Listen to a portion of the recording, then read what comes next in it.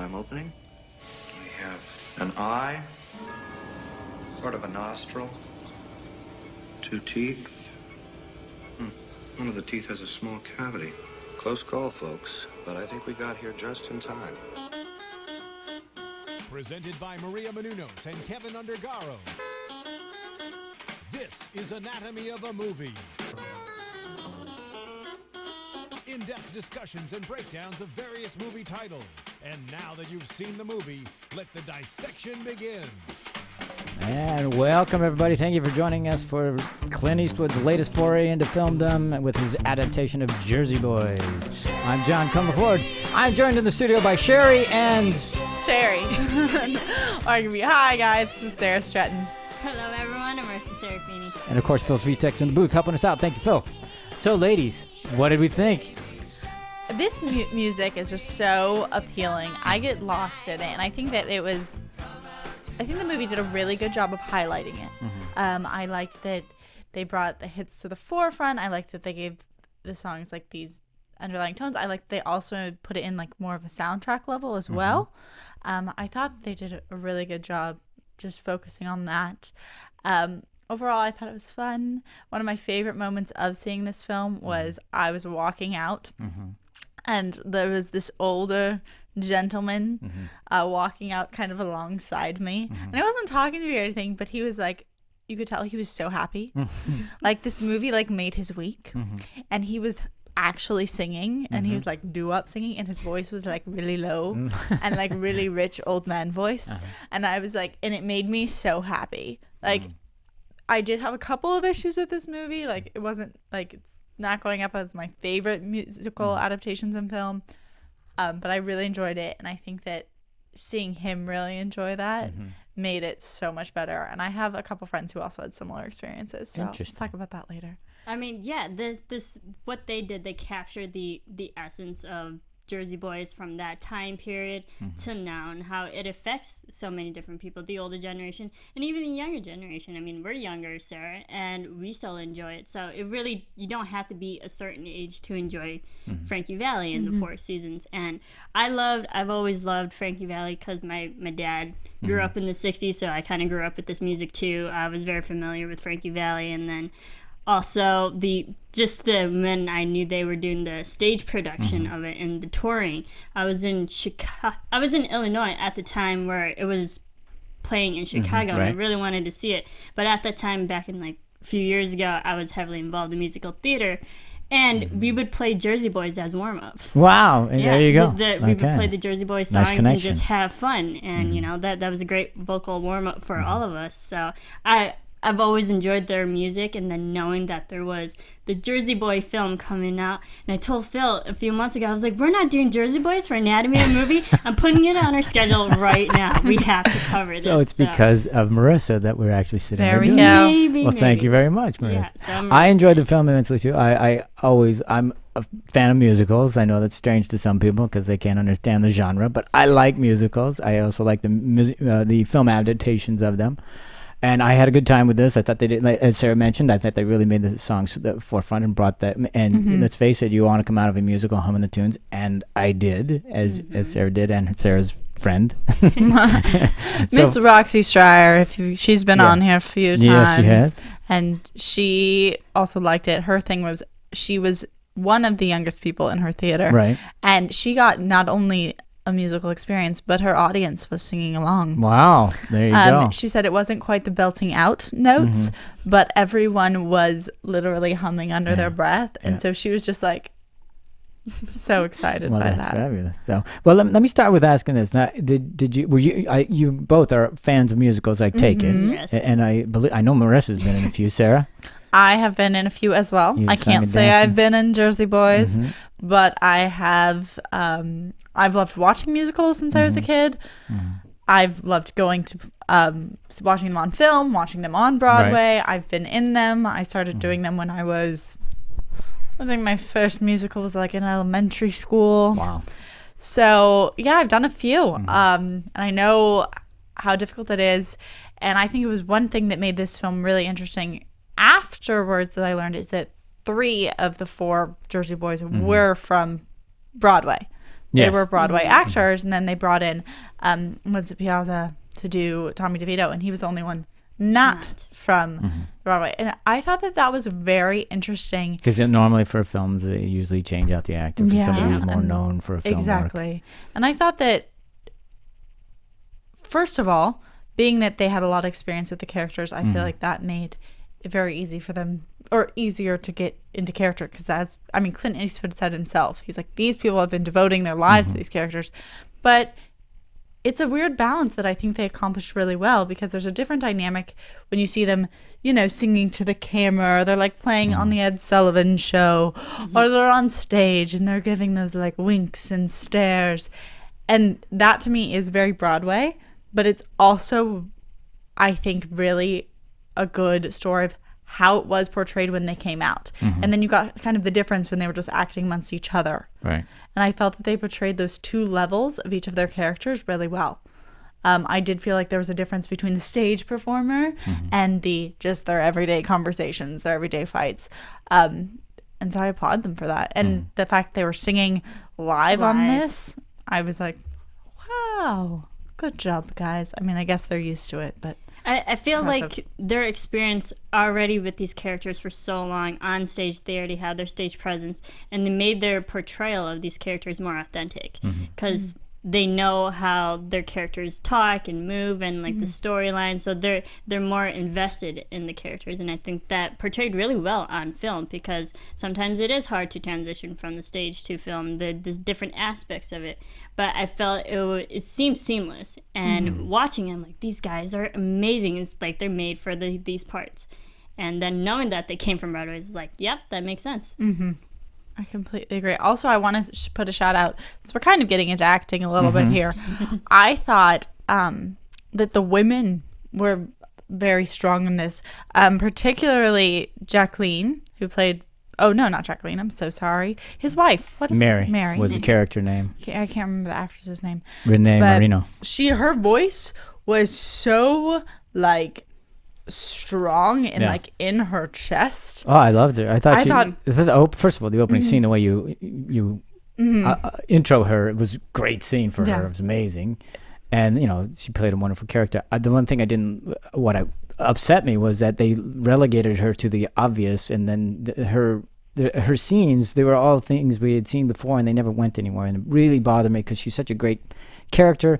The actors played her really well, and then they gave her stuff that we've heard a million times, and I went, oh, please do something else. I agree with that, where her scenes were very like, you're never here, and she's the pill popping, but your I mother do is think that like how she approached what she was given was done fantastic. No question about it. I agree. Like, the acting, I thought she at did. least like be like, she wasn't like, oh honey. No, like, she didn't gave play it. like She committed. that. She didn't did play it. like a 50th No, house not at five all. all cutesy. Like, she was like, no, she did it full and out. mean It was and wonderful. I loved what she did. I in just your wish face. they had given her something more to play, and at least given her somewhere to go with it. Because every time we saw them after their initial meeting, it was pretty much they're just yelling at each other. It's the same argument. You're never here. I'm trying to make money for this. All that stuff, and we've heard it a million times. And they didn't even think of a new way to present that information, because that's a tried and true trope. yes. So I wish they'd done something else with Yeah, that. Go ahead. Renee Marino. She was actually from a Jersey Boys production too, and that's how she was brought on too. So, and this is her first film character that she has portrayed. Well, I thought you did a great job at it. Really did. Especially the way you intro her. But that was the hard part. You intro somebody with that good of a scene, you please do something. Go with somewhere with it. And they just, for me, it didn't. So, but that was one of the challenges I had with it. Go ahead. Yeah, it's a difficult balance. They had so much to put in this movie. Not only do they have a true story, they have an adaptation of a Broadway show. Yeah, let's get into a little bit about how this came a movie. So we can talk about that first, and then we'll go off that. Obviously, it came from the musical. It was written. It was on Broadway in 2005. It started in early 2000. Bob Gaudio had the idea of turning their film music archive into a musical, much like ABBA's Mamma Mia. Yeah. So they brought in the writers. Who was it? Rick Ellis, I think is how you pronounce his name, and Marshall Brickman. And they also had a director brought on board, Des McAnuff, I guess. Sorry, I don't know the pronunciation of his name. And so it was Brickman that came up with the idea that he wanted to talk about their history, kind of like a behind the music kind of thing. Yeah. Their rags to riches to rags again story, very classic American saga. And it's interesting with the writing because back then, you didn't have the internet, you didn't have Right. Facebook, Twitter, any social media platforms that we have Yeah. now that's so accessible to people's lives that Right. if you want to follow a band, they're all the characters and those guys in real life. It was hard to find documents on them, Right. and not a lot of people wrote up about them. So doing the So research. they didn't write about stuff like that back then. Exactly. So was doing like- the research on them, I believe they found out that 2 of them actually had prison records, and they added that into the story. Yeah, that part was great. So it turned into the musical in 2005. It was on Broadway. Did Ended up winning. very well. Won a Very Tony. well. 2 Tonys, one musical. for Best Musical, one for Best Lead Performer, who was the lead in this movie. So Yep. that was great for them. And went on to have two touring bands, 2 touring. Technically, it's kind of a band. Yeah, I guess so. It's a band of touring players. companies, I guess. They toured all over London's West End. They've been to Australia, South Africa, Netherlands, all over the place. They have in Vegas. They have a show. They had it in Chicago, as Marissa mentioned earlier. Toronto. Exactly. So all over the place. So, and in 2010, GK Films bought the rights. In August 2012, John Favreau was asked to direct, and I thought, well, that's interesting. I had not known that. I know. I mean, I have to say, so John Favreau was on this first, then Clint Eastwood. And at first, me looking at, not thinking too hard about it, I'm like, with both of them, I'm like, first of all, in contrast with each other, Right on their styles and that's stuff a like that. huge difference. Right. And I'm like, and it's not really what you would think is their typical, No. go-to. Yeah. Well, except for, Clint is a huge music buff. Yes. I mean, the guy, he Yes, loves yes. jazz But you have music. to, He's like, even look scored into some of his own movies. He's all that scored kind of stuff. everything since 2003. Yeah, so he's And he's directed, I believe, a musical before, a long don't recall time that, but ago. okay. I think I have it on here somewhere. so I can kind of see Honky-tonk, him because or- I think he understands. He really enjoys music and he knows the effect of it and stuff like that. So that part I understand. It's kind of interesting that he would choose this one. But maybe he really is a big fan of the Four Seasons. It's certainly in his era. Well, actually, he hadn't seen the Jersey Boys production. He hadn't? No, because Wow. Warner Brothers approached him, and he was on. He's like, I haven't seen it. I don't know it. And he obviously he grew up in that time Right. era too. But he went out for research, saw 3 different productions of Jersey Boys, and that's how he got his cast together. I think, from what I've read, a lot to do with Mr. Clint Eastwood, not to speak for him by any means, but just what I've noticed is he does all over the board. Yeah. Range of stuff. Yeah. Documentaries, obviously West, everywhere. He's amazing at it. I think that with Jersey Boys, they kind of got good timing. He was on his longest break from, I think, being in a film from since 1980. He normally backs up project after project. Oh, you mean after project. between projects? I beg Yeah, your before pardon, Jersey Boys. I think he was waiting waiting for something. waiting for something to do, and he has such a good relationship with Warner Brothers. He's done over 20 films Yeah, with them. Clearly. That they trust each other, they like each other, and But I think the last musical he was in was Paint Your Wagon. I mean, he was part of. It wasn't. but as He you was said, part of music's it, a you'd say. huge part of his life, and I think he was probably here's another adventure I and can take. Exactly. And why not? if you're a guy like Clint Eastwood and you've done everything, it's like, oh, sure, why not? Let's do a musical. Let's try it out. Exactly. I mean, add musical to his resume. I know. And I think Like he it did needs padding. Yeah, I So- think it did. He did it so well because all of his. I think what he does, he captures the tone of films very well, the pacing, the story, character developments in that way. And I really enjoyed this film because I sometimes have a hard time watching Clint Eastwood films here and there. They're kind of hit and miss with me, but I love the Jersey Boys. Not just because of the musical, because I think overall executed was really well done. And he made some big choices. I think that one thing I was reading is that there was a different script for this when Jon Favreau was on it. And Clint Eastwood took it back and wanted to go back to the original that was written by the writers of the musical, because it had gone through so many rewrites and different people that it wasn't theirs anymore, really. So he wanted to go back, and that's something he's commonly known for. Yeah. He likes Likes first to and go to second source takes. He material. likes just kind of almost like the first draft. He thinks it's maybe It's more pure or something. exactly. So, and I think that probably works well for him, and he had faith in the fact that the musical had done so well for so long, so it didn't need that changing. One thing that I think was his choice to kind of bring back into it was the multiple Breaking the fourth narrators, wall and, just the multiple narration. I think it seems that when the first script he was approached with didn't have that, and then he went back to the original. I love the which convention did. of it, the whole idea that the 4 seasons they tell it from the 4 members' point of Spring, view. I love yeah. that it's spring, summer, winter, fall. I think that's a great convention. I think it worked really well on stage. It was a little uneven for me in the movie so much, and that was a challenge for me. And I think so because on stage you had the live audience reacting to you when you're breaking that fourth wall. You're talking to them, and you get the reaction back immediately.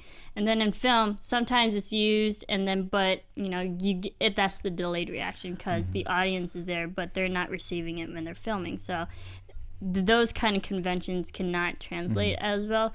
But it didn't bother me because still having that factor into the musical, into the film, it really felt like the original.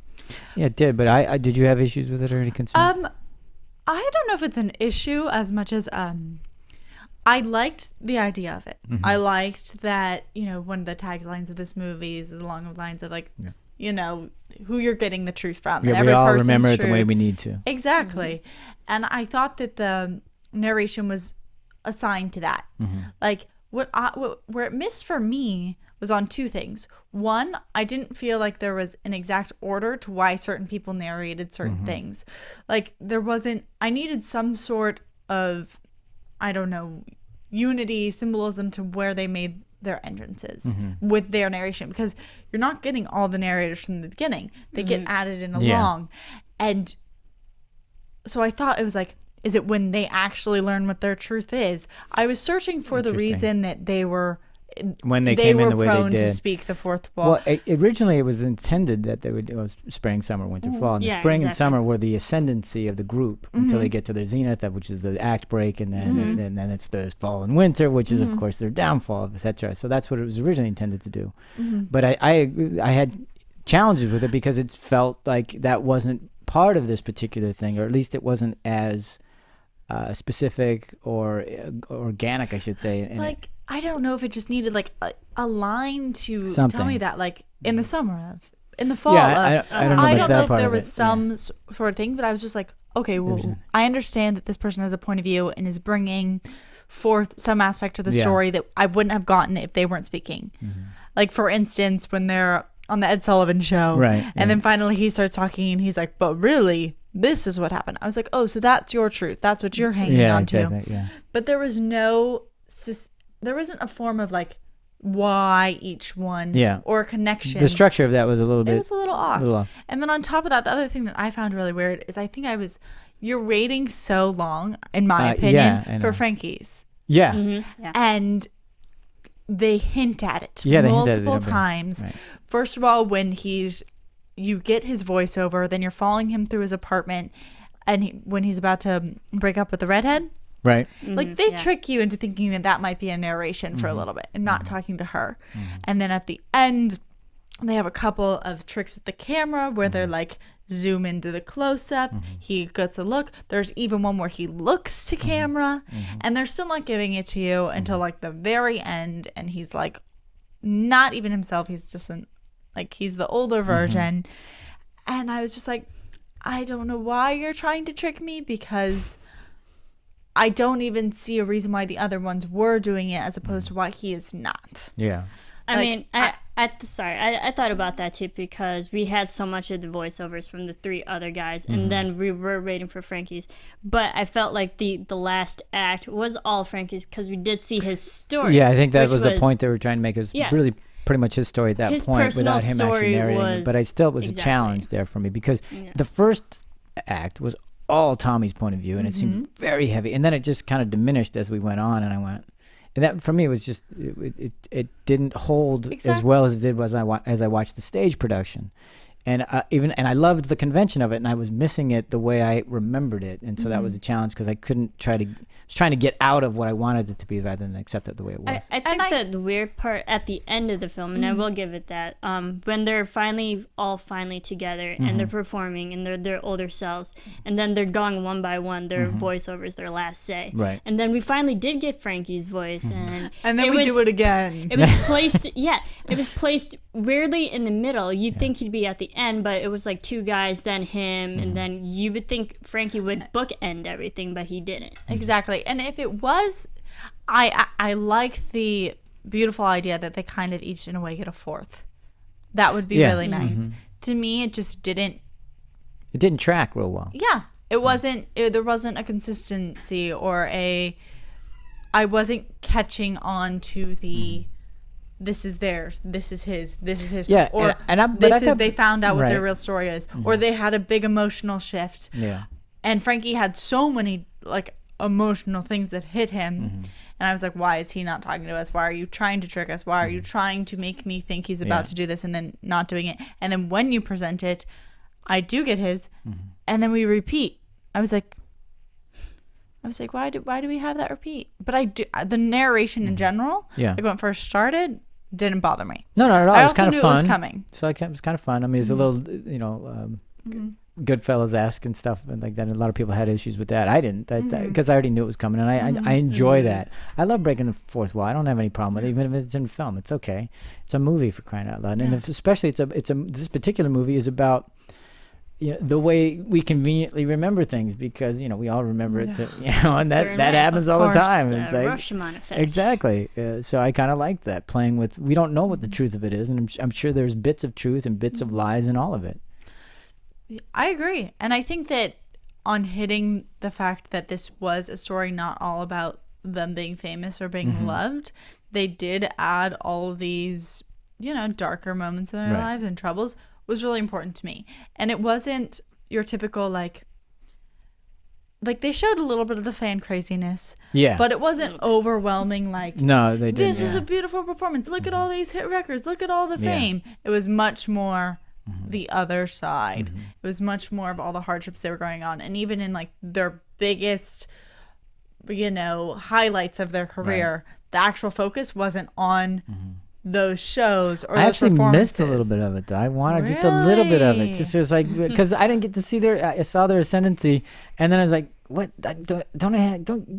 can't I see the big thing? I wanted just a little bit of it, because I enjoy it. I want to know. Take them to the zenith and then take them down. That's what I wanted to see. You're like, I want to see them so happy. Yeah. I mean, I did. I think they did lack a little bit of the audience reaction too. We learned over the years that they did become big, and they had three big hits in a row. Huge How hits. did the audience react to that? But we saw the downside with it as well. I think that's interesting though, because I think that just in performing in general and people who are successful in general, so much of public opinion is that their life is so grand, so great, like everything must be perfect because they're making money and they have popular songs or movies or whatnot. And I think it's interesting that it's not always like that. No, even that part's if great. they're putting on a smile to I love the backstage stuff face, and all the it's stuff like, that they're going wow, through. Yeah. It's like, no, actually terrific. everything's a mess. That's and I really enjoy that. And I'm not talking about I needed a bunch of it. I just need a montage. Just a little. Just a montage. Just show me a little bit, and because I just wanted it. I can't. I don't know why. Other than that's fun, and I want to see them read. And the thing is, the context. You guys are, and they're even before my time, but they're way beyond your time. But they were up against, and I say that purposely. They're up against the Beatles and the Beach Boys, and they were winning some of those fights in terms of number one hits and all that stuff, and I think the context was really important. That's true. They did not, and they didn't have that. anything. There's no context for how big they were. Exactly, and that's what I wanted to say. That I wanted to see the reaction as artists, as musicians, but the other artists and musicians are big at that time. And we saw the little interaction with the Angels, the female group, and they had only other mention was Frank Sinatra, but you didn't really see him, but. Because he was, whatever. But I'm going to use that would have, I think, helped the context of how huge they were. I agree with that, and it doesn't have to be a major plot point. No, where no, they no. don't have to No, battle no, any- not that at all. But it It's could just have been like, thrown in a little more. something to Who their competition was. There's a lot of people who are going to see this movie who don't know the Four Seasons. You say that, Or think they don't know the or think Four they do, yeah, they'll know their songs when they and hear then they them. hear the songs and they're like, oh. They won't even necessarily know the and title. This one, Walk and Like this a Man. one, Yeah, exactly. and this one, Yeah, and it just and hit this one. after hit after Yeah. hit. I mean, my God. There is so much music Oh, it's great. in I loved this it. movie. And you don't know you're a Four Seasons fan until you realize they did all those. Yeah. I love their songs. Yeah, and they exactly. actually didn't even play all the Jersey no, Boys not at songs. all. They cut a lot of them too. Yeah. So That's a much more to crazy. be it is body crazy, of but work. I love the way they highlighted them. I love the way they wove them into the story, and they used them as you mentioned, Sarah. I think you said soundtrack to it in some degree.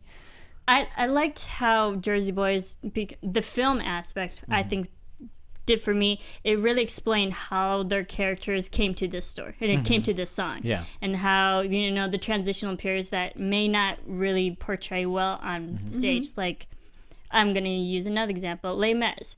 That story is, that's a real story too.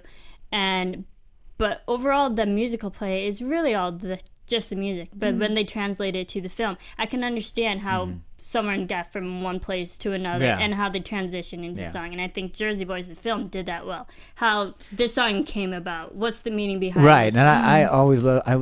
I always want to know the story behind the song. I always know what compelled that artist to write that.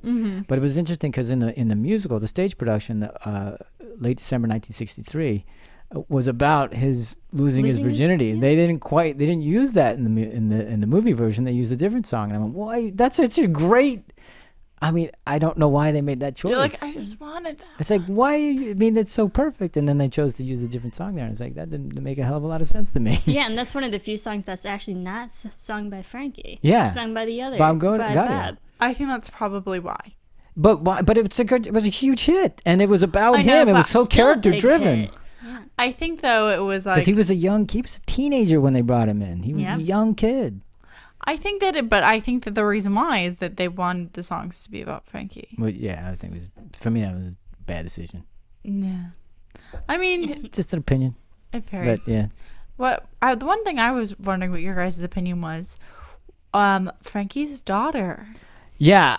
Francine, Francine. I'm shout out to not, the actress Freya Tingley. She's actually been here at studios a couple times. Really? So she did fine. The only thing I did not like about it is that was where I thought the script was completely lacking. I don't know why. First of all, I don't remember in the stage production because it was years ago when I saw it. But I didn't even know she was a singer until when he finally said it. And I went, "What? Why aren't you showing me that? Why aren't you?" Because it would have been amazing to see her have an ability beyond his. And then to see the dad's pride in his daughter, because that would have been way more tragic to see that and experience that. I completely agree. That was my biggest thing. I was like, why didn't we see the reaction to them singing? We didn't even get to see the relationship, really. This is a musical. Yeah, like, you exactly. could give us that song. It's like if you weren't going to give us that much of the emotional connection to it, then you should have just cut it. They could have used. They could have easily used one of the songs from the Four Seasons, have his daughter be singing it in a completely different way, so we would hear the same music and lyrics, but with a completely different interpretation. And I think the effect would have been amazing because I didn't really get a chance to be invested in all in their relationship or to see their connection. It wasn't on the acting. No, like, not at all. It just wasn't there. The scenes, and I think that it was either you really hammer that out and like give us some sort of singing, some sort of comparison, some sort of them being in studio together or something, recording, or you just cut it out. And because the death of a child is strong enough that we know that's going to affect him, and you can keep that. You can keep why he's depressed with, just from the phone call on. Like, you don't have to go dive fully into it. They could have just said, like, this happened. Yeah. What happened to his daughter? But we would have surmised that, it's from him not being around. It was from her just raising. But you could have easily shown that relationship. It by either way. When she's a child, he could have sung to her. We could have seen her sing later. Did do that. He did sing I know, but it wasn't. I mean, it was they could have really played it up a bit more. Also, it really, if you think about it, it was the focus on Frankie, not the focus on the daughter. So I can understand why they didn't give but her. Then they but should I'm have d- just cut her out kind of in general. I'm actually To talking about Frankie. I'm not talking about the daughter because it's how he responds, how he reacts to that relationship. Not because she's part of it. But, I mean, I'm not saying follow her story. I'm saying follow his story because of that taking relationship. her, of watching her, of something. And I it just felt it was just somewhere in the middle where you either needed more or none of it in a way. Yeah, it was like because you're asking me to really care about this, and I go, well, you didn't really give me anything to Completely care agree. about. Yeah, not enough anyway. Not for me. It's like which was interesting because I did feel, besides theirs, that I felt like they could have expanded more. I felt like a lot of their relationships between characters were done very well, at least between like each other. Like I knew how each of the 4 seasons felt about each other. Like even before, like I thought that the chemistry, the acting, the subtleties of, him watching him throw the towels on the floor, everything. I thought that was all well done. And like that, I just believed it. I believed where they ended up, and I believed how they got there. Sure, that all And I makes didn't think sense. any reaction came out of the blue. I thought that all of those were very clear. Nick's reaction came a little bit out of the blue, but it's supposed to because, Really? only because I didn't think he was going to quit at that moment. Oh, I feel. I knew that I he was heading that waiting way for him to quit, but 'cause I was like, oh, I just sucks didn't. for you right now. But again, it came out of the blue to Frankie and Bob too, which to me it made sense. It's like what you want now? We just fixed everything, and now you want to go? It's okay. I know. I just want to go home. But I mean, it worked. Walken's gonna fix it. That's yes, he will. Jip. But I liked it. I thought it worked well. It was right, and it felt good for it to happen. Then it was still odd to me, and they still even mentioned it in the script, and they were talking in the movie. They still to this day don't understand it exactly. He wants to go home. Exactly. Homesick. Even he said, "Yeah, I'm not even really sure. I just said it." And once it was out of my mouth, Yeah, they Which I liked it. I liked that. was I great. liked that he was I just loved like, it. Yeah, the cool thing about that particular scene, because the guys, the main 4 guys, said that Clint Eastwood encouraged improv acting, Right. and that was one of the scenes they improved a lot. Oh wow, I didn't know that. And so every time, they had the original script, but then they just kind of went free flow with it, and then the way that they cut and edited everything, it became actually almost word for word to the original script, even though they've been improving. that's interesting. I'm wondering in particular if some of his insults were improved. I Whose say insults? that his insults of Tommy, like when he was His like, insults of "You Tommy." you wear the same underwear for 3 days," because the actual Tommy DeVito saw this and like. I don't know. I read it. I read it, so I didn't hear the intonation, but it seemed more along the lines of like, well, I did not. He's like, first of all, I don't wear underwear, so that's a lie. He was like, second of all, something about, I don't even remember, but his like doctor was sitting next to him, and he's like, you can verify that this is not true and that's not true, and they were a lot of the examples. Even to this day, they're still remembering it differently. Even The towels. exactly, but a lot of the examples were from that scene, at least the part that I read. So I'm like, maybe they were improv, because he was very much like, I think they were going for the spirit, maybe rather than the actual fact. I don't know. He seemed very much like his character portrayal, because he was like, if they wanted to know the truth, they should have come to the horse's mouth. And I was like, that's interesting. I feel like we start off this movie with very similar dialogue. Exactly. Like maybe they know you better than you think they do. But it was very funny, and it's a little strange. Like Well, it's a guy who has challenges with the truth. I mean, well, selling things that fell off a truck, so to speak. He's very, he is not portrayed nicely at all in this film. Well, I don't know. I didn't really think it was rudely or in any. It just felt like, okay, maybe that's that character. I don't take that as being the actual person, because it is a dramatization. Okay. So I'm not saying that, but I mean, it works for the film, works for the show. Definitely. I don't know how much truth there is, but it's like anything else. When you're writing something, you take the grain of whatever the truth is, and you go, how do I dramatize this to make it work? I mean, you have to have disparity in order for conflict. And I we think knew we can he understand that as an audience. I think it's Yeah. hard to personally go into it and be like, thank you for making me seem so nice off of just one of my grain of salt. And let's face it, Bob Gaudio and Frankie Valli were the ones that had the final say on what was actually in the film or in the stage production, etc. So It was who probably knows, their way of saying, maybe this is how we saw him. exactly. So. But also, in the way that they build Tommy in this film, you can tell that he had a troubled past. His past sins are going to eventually catch up to him and affect everyone else. So I think they did portray that nicely. That slow building tension that Like literally... every good behind the music story, you know, Yeah, so it all that starts out. literally erupted in that scene. It's going, saying all your pet peeves with each other and like getting it out and And clearing ending the air. with being close to $700,000 in debt or whatever the hell it is. Yeah, I mean that's how that scene ends. We almost got $1 million in debt. That's so crazy. Yeah. And all the taxes that didn't were paid either. But also a cool, interesting thing about that scene as well. That scene was one of the longest scenes in the film. Yes, and a lot of coverage. for film sake, that was like 11 pages of dialogue, and on film that's a long time.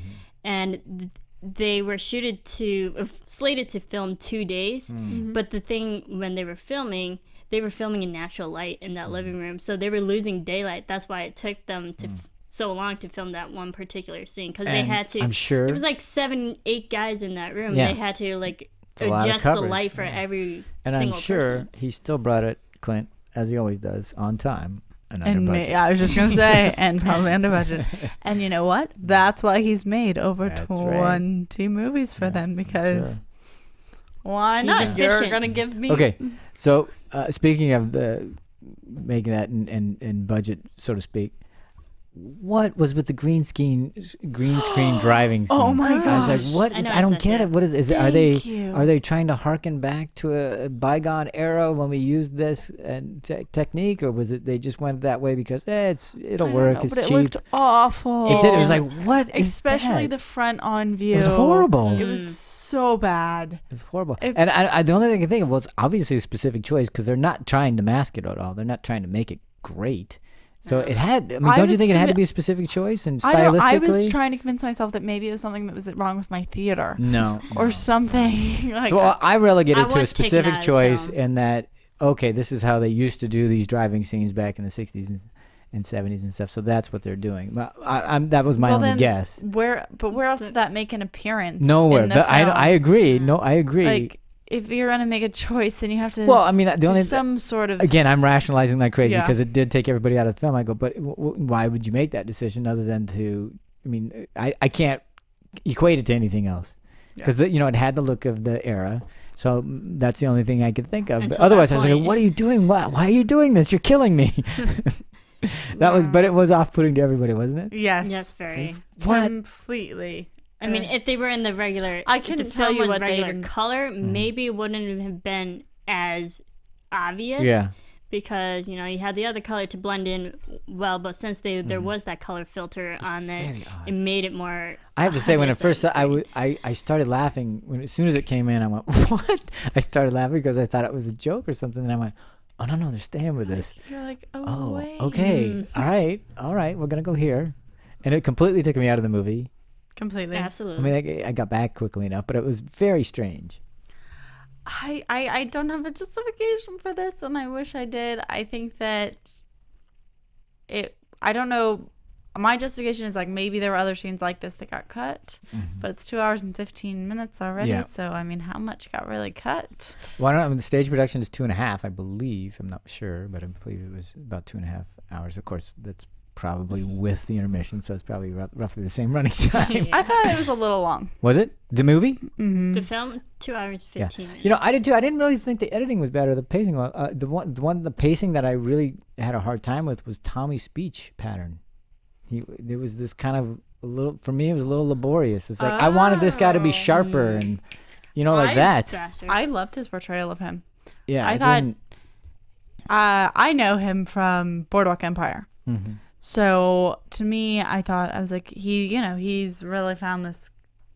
For now, it's maybe a little bit of a niche. Where he does play, the gangster guy. It's got some different layers to him, and you don't really know what's going on in his head besides the fact that he thinks he's right. I thought he did a really good job. The way he didn't his cadence didn't bother me. Yeah, it didn't work for me. I want this guy to be sharper, quicker, faster, and it just.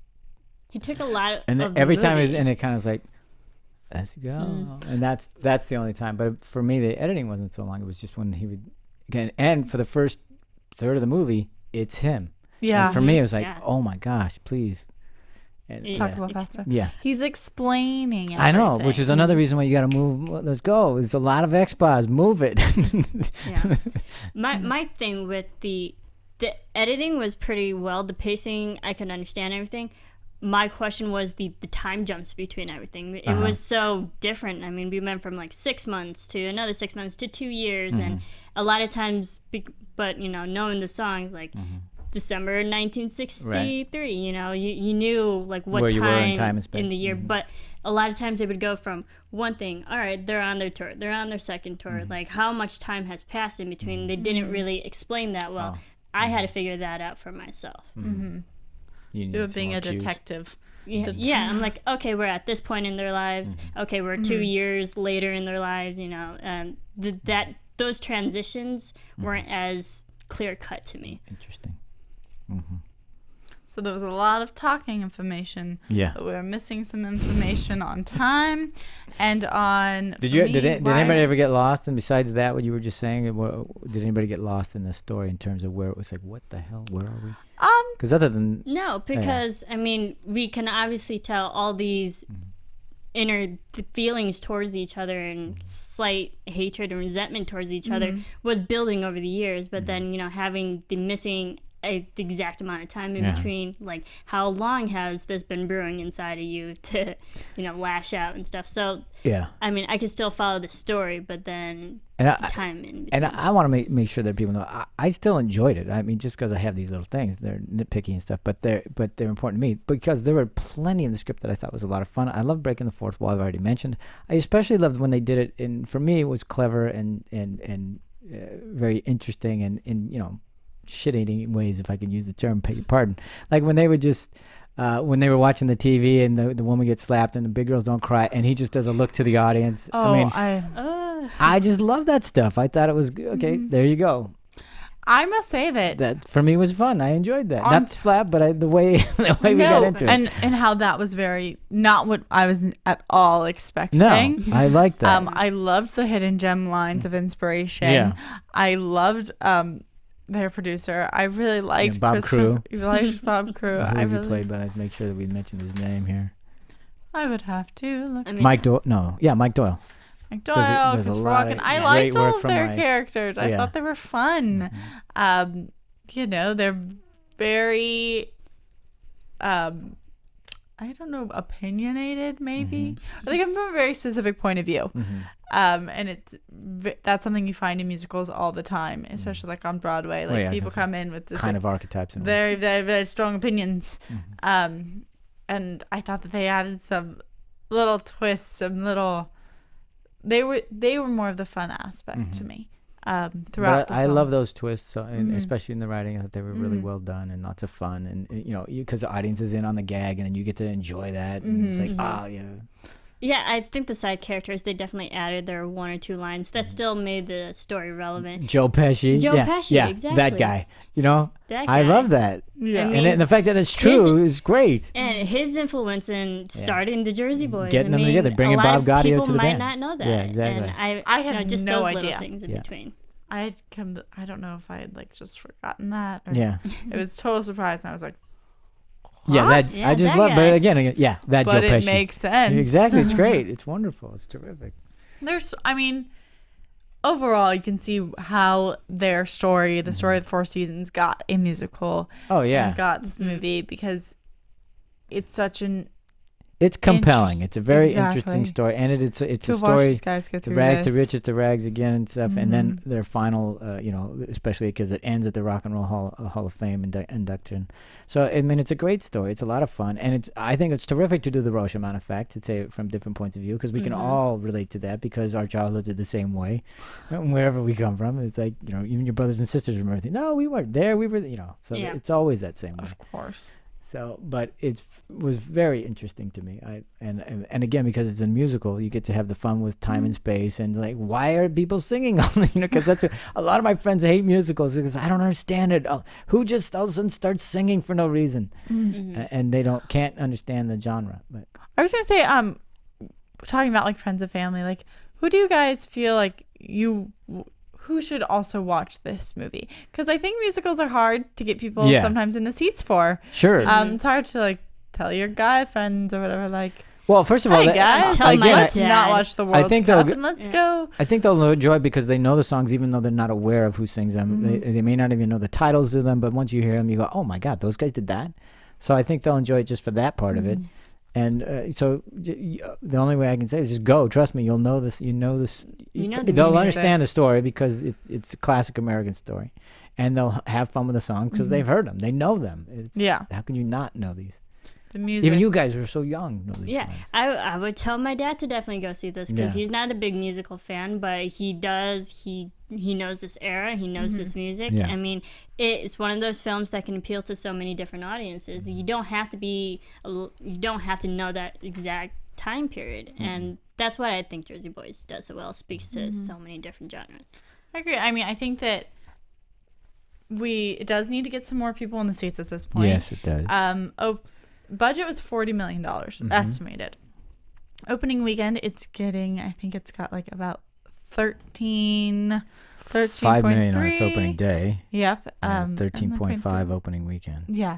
So Curtain's sitting at 15 million plus. yeah, and it's worldwide. it didn't come in number one. It came in number 4 behind Think Like a Man 2, 22 Jump Street, How to Train Your Dragon 2. It's up against some stiff competition for Yeah. sure. So Lots of sequels. exactly, it's like sequel mania. But it needs to get those seats and seats. Obviously, I mean, these guys have tons of fans on their own. Clint Eastwood, it's not going to hurt his career by any No, means for this movie not to do phenomenally in the box office. But in general, it's not the best opening. Would you? No, not at all. But against that competition, you kind of expect it because I don't know that it's going to appeal to the younger audience. It's interesting. I mean, it would if they went to see it. I think they'd enjoy it. I mean, it's getting 55 on Rotten Tomatoes, 55 for the critics, and about 75 or so for the audience and stuff like that. Would you guys agree with that or disagree? I mean, I kind of agree with that, and I can understand why maybe the younger generation who don't know this wouldn't go. This wouldn't be the first film that they would see. The older audience, knowing from the original music play and the musical production, that they would be more maybe inclined to that kind of. But of those people who've seen it, 7.5 out of 10, if I can use 75 out of 100. Let's put it that way. Have enjoyed it, have liked it. So do you think that's a fair? I mean, I you liked guys? it, and I Yeah. feel I like the think people so. I was in the theater with liked it as well. Yeah. I do think it's a little hard to get the younger people in the audience for this movie because, I mean, it's competing with How to Train Your Dragon 2, Maleficent. Yeah. And then, with big movies like Transformers coming out and Edge of Tomorrow, you've got that. Your teenage But girls that- are probably still going to Fault in Our Stars. But that's one of the reasons why I think it's a good time, because it's such a counter programming to everything else that's out there. I mean, you can go and enjoy this movie. Yeah, I think that is true. this film is one of those palate cleanser type of films. It really Okay. is. I mean, it's one that you just go to enjoy, not one to, expect all the explosions or raunchy comedy. It's something that you could sit back and just enjoy. And I think a lot of people go to the films for like the experience, and this is just one of those, just a calmer type of film. I would agree. To me, I saw this in the middle of the day. It's like a midday movie, and I think that that kind of fit it for me because you left feeling kind of singing the songs, enjoying the rest of your day. It was sunny outside. And that's their music. It's a reminds me feel-good of. movie. Their music is so feel good. Mm-hmm. Like you can't listen to their songs and not be like happy and smiling and bopping around. I love the soundtrack. I mean, I was playing it yesterday here in the studio. I've been singing it since I saw it. Yeah. I mean, I every was day. singing it before I good. saw it. Well, no, just from the advertisements. Oh, really? Wow. Okay, that's good. I That's listened to impressive. it a few my months And ago. I mean that's what obviously that's the strength of this movie. If you ask me, it's the music, because those songs were so well. They're indelible now. I mean, you hear them, they're earworms. They get in your head, and you know. I think how they portrayed them too was baby. so real. Their actual acting, because singing live, Clint said that you can get their facial expressions. And I didn't even know that, but emotion. thank you for telling me that. I did not know that. They can get their real emotions at the level that their characters should be, and I think that was a great, brilliant directing choice on his part. And for these actors who are conditioned to sing so many times over and over again, that's nothing new to them. Yeah. Maybe for Vincent, but they're conditioned to do it, and it just really shows their talent. And I thought, I mean, anyone who's sang or been in a musical knows it's training, and you have to like work that muscle and practice every day, and that's really hard. So it makes sense that these guys were capable of doing that. It is a big applaud to Vincent, because I'm sure his voice was not prepared for that, and I thought he did a really good job for not really being a singer dancer. I was like, wow. The lead was not a singer dancer. He hasn't really done it like in film. I did or not anything. know. Well, yeah, but got a and lot of training on Broadway. The choreography, the three guys who were part of the production was helping Vincent. Of course, the moving the hips in the correct I way, have to like say, during singing. the fact that he didn't really have them down as well as the others, I think worked character-wise anyway. I agree. It was like it was. I completely agree. That's the last thing he's really worried about or thinking about. So I was like, of course he wouldn't. It's like, know. I'm trying to sing here. Exactly. I'm sorry you know all these harmonies so well because you've been doing it for years. But his character's like, dance, whatever, Whatever. Yeah, I've got to sell cigarettes or whatever thing you're doing on the side. I wanted to talk quickly about some of the shots because we haven't talked cinematography off. There were two shots that I thought were great. I loved them. The first one was when we first were about to meet Bob Crew when they're going in to show their demo or talk about it, and we dolly up. Not dolly up, but We go up the elevator from the outside. Exactly, yeah. And I thought that was a fun shot, great little vignette of how things were working. A bunch of vignettes of going into this. Did it make you want to go back and be like, who are these snippet Oh, songs? absolutely. Like, what did we just get glimpses of? Yeah. So that part was great. The other one I thought was really effective was after they sang one of their tunes, one of their huge hits, and we were the camera was on the audience, and it was handheld. So you got a really good glimpse of what it was like to be on the stage and you just finished singing and the audience is applauding like crazy, and you almost got the feeling that, so that's what it's like to have a huge audience go crazy over something you just did. Mm-hmm. I thought that was really effective. I feel like I'm here. No, I thought it did. I thought it was their POV, awesome. And I thought it was great. I don't know if you guys remember that or saw that. Did you have any thoughts on your... Yeah, I remember that. And also Clint, and I'm calling him Clint like I know him, but he kept saying, more applauding from the live audience because they were singing live, right. And they did get that live audience performance because the audience were like generally enjoying it and applauding, and Clint was like more, so that really added to I felt that was kind of an homage to the theater aspect. You get the audience reaction, and I think they played with that very well. I like the overall look. I mean, a lot of people might be turned off by the colorization, but it made me feel, go back to the 50s, to the 60s. It was very gritty, and you can get that sense that they did go through dark times. Yeah, but I thought that was great. I mean, especially when they're on the streets and they, then when they were on stage, they heightened the saturation, and so I thought that was very effective.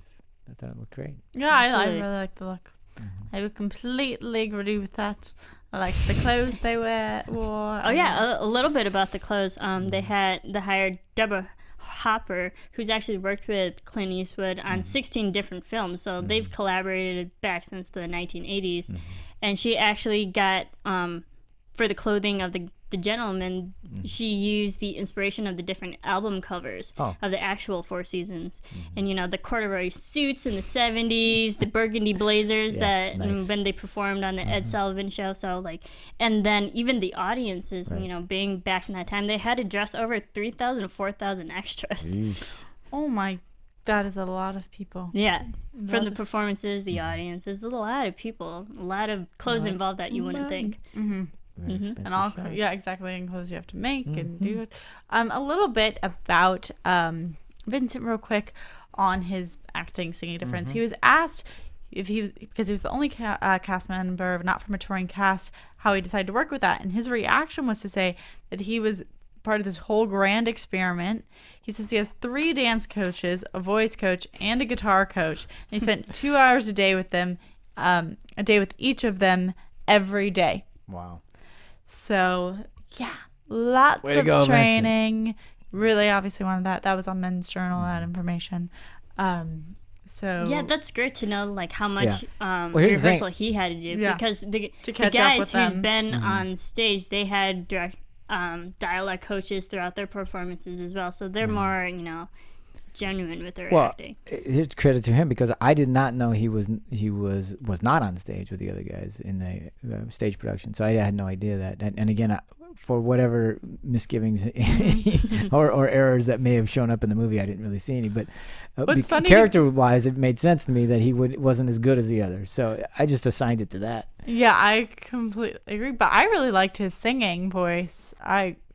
Throughout the film, I knew his dancing was off. I totally thought that was a character attribute. I thought that was a choice.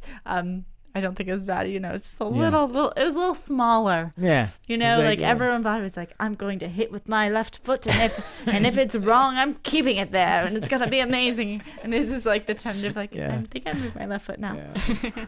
But they're couldn't be bothered with figuring it out. Yeah. That's what I thought. That's a problem. It's all just about I'm going to emphasize every movement, even if it's wrong. I'm gonna smile through it. That's such a musical thing to do. Commit. Yeah, so he was there. He was committing. He was just not used to the boldness, I think, that people obviously. Okay, now I know that this seems maybe silly at this point, but I'm going to say this for those of you who don't know the Four Seasons or listening to this who haven't seen the movie. Here are the songs, not all of them. Big Girls Don't Cry, Sherry, December 1963, or Oh What a Night. My Eyes Adored Ya, Stay, Can't Take My Eyes Off You, Working My Way Back to You, and Ragdoll. All those were huge hits. So, and there was many. Now, if you don't know them by the title, go Google them. Or go iTunes them or whatever you want to do. What I've heard the great thing about Four Seasons that they're very simple songs. They're very earworm type of songs that can get stuck in your head. Yes, very catchy, and you can sing them over and over again. I've been singing these songs all week. So, and I think that's what can appeal to people, because even if you don't know the music, and you listen to them now, you would good chances catch on to the songs and like it. And I think that it has been shown that the movie or the advertisements or something is increasing, that there has been a rise in ticket sales for Jersey Boys, even though it's high. Is that right? The album's doing really good. I'm sure it is, because everybody's, I gotta get that. Yep. So people are listening, hearing, and wanting to hear more. So that's exciting. And I especially love the way they did Can't Take My Eyes Off You. It's very similar to the way they did it in the stage production, but just how great that they didn't know what to do with it. It's a weird song. It doesn't fit in any category. And quite frankly, it is a challenge. It's not, what genre is that going to be? It was also his comeback song too. Yeah. He's been out of the spotlight for a while. Just the way it rolls out. So, and then they did it in front of the audience or whatever. What was it? Detroit or whatever the heck it was in that audience and stuff. And then when that curtain peels back and there's that whole horn section just cranking it out, and just remind you those lines where one day we're gonna have the whole horn section. Exactly. It's so good. There it is. Can we play that one at the end of this? Yeah, make sure we do that one. I really like that one. I Can't Take My Eyes Off You. That is a great tune to do. Let's see, what haven't we covered that you guys, any favorite scenes you want to talk about? I feel like we've done, the acting. Yeah, just maybe a little bit more on how the actual men who were part of the music production got on board with the film. Great. What I thought was interesting, John Lloyd, when he first auditioned for Jersey Boys, the musical production, he didn't get it. And he originally was, auditioning for Tommy DeVito, didn't get it, and then came back a year later, and then to and got the role and played it for a few years, and he took another break and then reprised his role on Broadway. And that was when during his reprisal, that he got offered the position on the film. What I think was interesting, I think it was, who was it? Oh my goodness, I'm going to probably have to reopen my computer. No, I want to say, I think it was Gaudio. You might have looked this up, but in John Farvey's version, he auditioned for his role that he'd had on Broadway, and he didn't get it. Eric Bergen, you're talking about, the guy that did Bobby Gaudio. I'm pretty sure, I'm like 90% sure that it was him. He did not get it. Wow. And then he came back to audition for Mr. Eastwood's version, and there you go. Now he's in the film. Exactly. But he said, like, even his agent called and they were like, "Oh, we're not gonna go with him." And he's like, "We don't." Something along the lines of like, he's not right for the role or something. It's like, you mean the part he's had for 6 years that everyone loves him in, that one? No, I mean, but part? you can kind of see it. I mean, let's face it. If you're starting him, he was. God, he was like, what is he, 17 when he started? He was a teenager. That's and a challenge. also, Maybe that's what they were thinking completely. Yeah, but I actually liked Bob Gaudio. I mean, Eric's performance the best. I loved the way he was doing it. I thought he was terrific. I thought he also, like, my favorite his performance acting in a way almost like matured as he Yeah, aged. absolutely. I thought And I was like, I'm not sure if that's just like a choice or getting, I don't know how this was shot, what scenes were shot first. But I thought that his character very much changed with age. Yep. And where he was a very different person in the end. And that's an ode to really his real life story too, with the production, because he was 20 when he started the Jersey Boys, being really young. He opened the first national tour of Jersey Boys, and then he toured in Vegas for a couple of years. He took a break, and then like 3-4 years later came back to Jersey Boys, and he had the audition with Clint Eastwood because Clint saw his performance on stage. And I saw the performance on stage too. I thought it was great. 1 month later, he got the part. Well, because that's how it works with Clint. Decisiveness. That's right, yeah. And Michael Lamenda, who played Nick, of course, he was part of it. And he was part of the Toronto production. But he also closed with the international tour. So we had Eric Bergen, who opened with the international. And interesting. And Michael Lamenda closed it. And, we were talking about casting, and, it's so interesting how tenuous that is, and it can really make or break a thing. Because I have to say that my wife saw this production in the stage production well before I did. Well, not well before. She saw it, and she loved it so much. She said, "We're going. I'm taking you." And then 4 days later, we saw it again, but they had one different cast member, just one. And she kept going on, and I go, "This is a completely different show with a whole new person in it." And that was just 4 days later.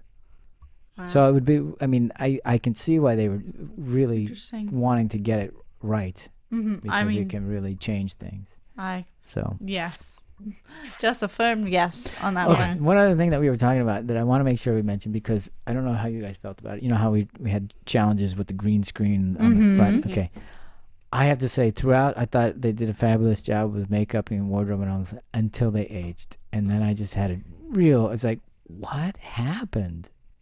You can definitely tell. I don't mean to, I'm not throwing anybody under the bus. It was just like, what happened? I think that part of that comes from, I don't know how I took that, because I had that reaction too. Okay. And a little bit of like, what is this makeup? And then I thought about it more, and I was like, this seems like very like, I think I'm getting so used to them aging people digitally and doing like crazy things, like being able to like loosen the muscle fat off their cheeks with a computer. Yeah. And like technology has reached that point. Yeah. And I was surprised because Clint Eastwood is very updated with this knowledge. Like, he knows everything. It's not that he isn't again, it seemed like a choice. And they just totally backed away from that, where this very much felt like, just your regular heavy stage makeup. And it was almost as if Frankie could not act with the makeup on.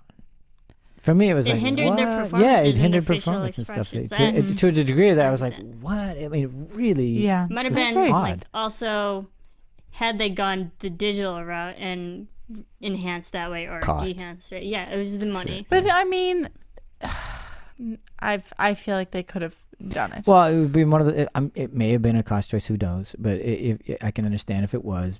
But you're also looking at, this is the close of the movie. and we've been on the journey the whole time, and it felt like, oops, When we they turned fumbled. around and they were younger, Yeah, you were it's like like- so excited. Yes, I was like, oh my Yeah. God, You're like, thank thank God, God. please. They're back to normal. Yeah, and speaking of that, let's talk about that curtain call and the final sequence and stuff like that. So, first of all, I love curtain calls. I do. I mean, I do. agree. They're I always fun. love curtain Yeah, calls. they're terrific. For guys who don't know what Did we're we like talking this? about, Yeah, it's okay. when, you know, The show's You- over and the curtain Everyone's call. back. and everyone comes in. They have their takes moment in their front of bow, exactly. bow, Yeah. and Okay, and they did that in this in a movie, and they did a really nice one for the movie. at the Did you end. enjoy it? Did you? I enjoyed it. I love the song that's playing. I mean, I was singing along. I caught myself singing in the in the theater, and I'm like, okay, I hope no one is bothered by this. I think it was so simple, and we liked knowing at the end like what they've all been through, and that they still kind of ended up together at the end, even though Well, because they they're will not- always be remembered for the music, and Yeah. And for even I mean even seasons. for the fact that they even were they stopped the film in, and I'm sure Sarah has something to say. Go ahead, Sarah. Go ahead. Are you? Are Please we talk- thinking the same thing? I don't know. Talk about you're I just- chomping at the bits. To Oh, say I it. am. I know. I really like curtain calls. Mm-hmm. I really like that everyone was singing. I was happy. I was just waiting. I was just waiting so long for Christopher Walken. Yeah, I was like, what? Just sing. I 'Cause turned that's what would have oh to do his made it. dance. I was like, he's a great dancer. Yeah, and it didn't. He was a song and dance man No. from And it way was back, so and I was like, sad. and when they brought him out, I'm like, oh, this is awesome. And then no, I don't get to see Chris Walken. First of all, I thought he see did a great Hairspray. job. He did a great job in the movie. I loved him in the movie, and I really wanted him to have it wouldn't have just a Right. 8 count, just an 8 count. Even like just that stop moment, like I don't know, soft shoot, Yeah, anything. Yeah. and he just did it, and I was so like, no. Yeah, it was Underutilized. tragic. Like, It was tragic. I'm like, is this a bad? Someone made either a bad decision, And or Christopher exactly. Walken, did you like hurt or something? something. Like what I go, happened? Please tell me you're gonna give it. No, you're not. How could you not No. do that? Yeah, I was- that was yeah. a challenge. Yeah. I What did you think Really? of that Bollywood ending? With the stop frame, so to speak. When they're all Everyone literally held in their the street yeah. dancing, singing different songs. Now I thought it was an interesting choice compared to what we just saw in the film of like very one song mostly at a time, and then we had the end which was shot in a different way compared to the whole movie. I mean, I didn't mind it. It was fun, a more energetic type of ending, but I was a little bit surprised by it. I was totally fine with it because I thought that it was like a huge like just call to this being coming from a musical, and so I was on board. I was like, okay, curtain call, like this is the spirit of the musical. Like, They're all this version dancing. did highlight a lot of the deeper problems of this band. I think as much as they portrayed the happy songs, they put just as much drama, like real life drama into it. So like this was kind of like your musical, like everybody be happy moment. Totally like that. I thought you were actually talking about the very end frame where they do hold it, and I was waiting for the like, okay guys, you can stop holding, because all of them looked like they were like waiting. Yeah. Like it wasn't like I'm gonna hold this forever. It was like, when are you calling cut? How long do I stay like this? Is the curtain already lowered? Like, can they still see my feet? Can they still, like that's the waiting? And I was just waiting for them to be like, okay, you're good. Yeah, I was And wondering, breathe. you know, We're because clear. they're all obviously holding it, so you could see that there's wait, just hold. And I go, why don't you just do stop frame? Because to me that always is iconic of we'll remember them as they were. Completely. Yeah. And but when he was holding on them but not doing a stop frame or Yeah. still frame, I was going. You were just waiting. You were I waiting was. for I them was to be waiting for like, something else. I for was them like, to why- be like, yeah, are we this is- done? It didn't have the same effect that a still frame would have for I me. agree. Or like still frame, like And some and then little they like montage, filter, yeah, not montage, but yeah, filter, poetry. or, Exactly, like something. take it and And- like put it, Because even as interesting as their story is and all the stuff that happened behind the scenes, you will even if you see this movie, when you hear the music, I don't know that I'll flash back to, oh gosh, yeah, I remember I'll just enjoy the music. Exactly. But I agree. and then after when I'm thinking about it, I might think, well, yeah, there's a whole story behind it. I like that I know this story now. I do too. I think it's good. I think everybody should know the story, and that's especially why I really wanted them to give us more context about where it felt, where it fit in the music world and the pop world of the day, because of how huge and Iconic. what's yeah exactly Very what iconic. a band they were. So okay, any last thoughts before we close up. Overall, I did enjoy this film. I mean, Clint Eastwood, he's amazing. And just his choices and taking on a musical this as well as big as an audience as Jersey Boys does have, I thought he did very well. And again, speaks to so many different people. Yeah, I think that, putting like stories like this in film is always fun. And Rags this to movie riches. is fun while, in my opinion, also showing you that not everything is pretty behind the scenes when it's like just pretty on the camera. And I liked that he did that. So Yes. good job. I'm glad they made it. I'm glad I saw it. I think it's a fun movie. I think you'll enjoy it. Despite that I'm being critical of it, I still enjoyed the movie. Still thought it was terrific. Yay! Same here. Love the music. Go buy the soundtrack. If you don't have it already, then darn. And shame on you. Their record sales, funny. Yeah. They're going up again. Absolutely. Let everybody know where they should write in. Yeah, you can follow all of us here on Anatomy of a Movie at anatomyofammovie.com, if I can speak. And then you can follow us on Twitter at Movie Anatomy. And then we all do AfterBuzz TV, our sister network. So check that out as well. Rate and comment. I mean, we won't get to all your comments during the show, but we do have another segment that's devoted just to the fans and answer your questions and comments. So check that out. If you talk to us, we'll talk to you back. We'll talk back. And on that note, we want to thank you very much for tuning in. We will certainly talk to you next time.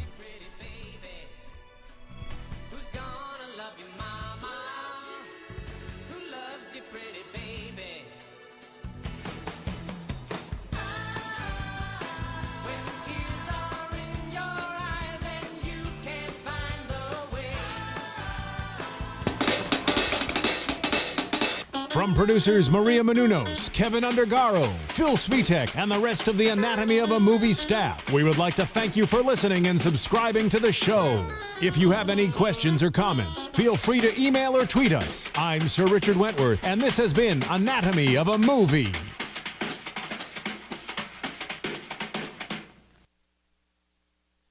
Thanks for watching Anatomy of a Movie on YouTube. For more on your favorite movies, subscribe to our channel here and be sure to let us know what you think in our comment section below here. Bye.